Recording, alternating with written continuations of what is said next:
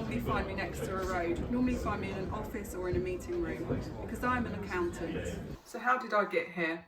I thought I wanted to be an accountant when I was 8 years old. A trip to the big city to collect my stepmom from work, she was also an accountant, really inspired me. I wanted that big light, big city role. However, I spent my teenage years with a lack of structure at home and no real role models to look up to. I left school with 1 GCSE at a pass rate and truly believed at the time I could just be a free soul for the rest of my life. Unrealistic. Skip forward a few months, my friends had all gone to college or started work. I was bored of sitting around at home. I had a last-ditch attempt at trying to get an apprenticeship in business administration, which were few and far between back then. There's definitely more out there at the moment than ever before. To which I had no luck. They'd all gone. Obviously, I'd left it too late. So instead, I signed up to do full-time business administration at the local college.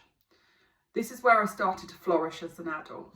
It didn't feel like school anymore. I felt like an adult and had different people around me. I was succeeding in my studies. I had a 100% attendance rate, which looked nothing like my school record. I found new role models, people who truly wanted the best out of me, and people who understood why I was the way I was. It meant a lot, not just to be seen, but also be heard. They had a setup which was actually like working in a business, had rules, clear guidelines and boundaries. It was a shock at first because I wasn't used to any of this, but the discipline that I so clearly needed and craved obviously paid off and was showing dividends. During the time, I also moved out from home into a youth hostel. This was tough. I'm not going to lie, there was a lot of people in the youth hostel that didn't work. It would have been quite easy for me to slip into those old routines, go back to my old habits of wanting to be a 9-to-5 bum, but something inside me made me get up every day and still go to college, despite everyone around me not doing the same and probably frowning upon me for having some ambition. In my second year, I started day release at a local housing association. Day release is not like prison. It was more like a day's placement at a company. Again, I loved it. More adults, more role models, and I was always hungry to learn and do more. This led to a 6-month placement at the housing association when I'd finished my studies. I earned some real money and really started to become my own.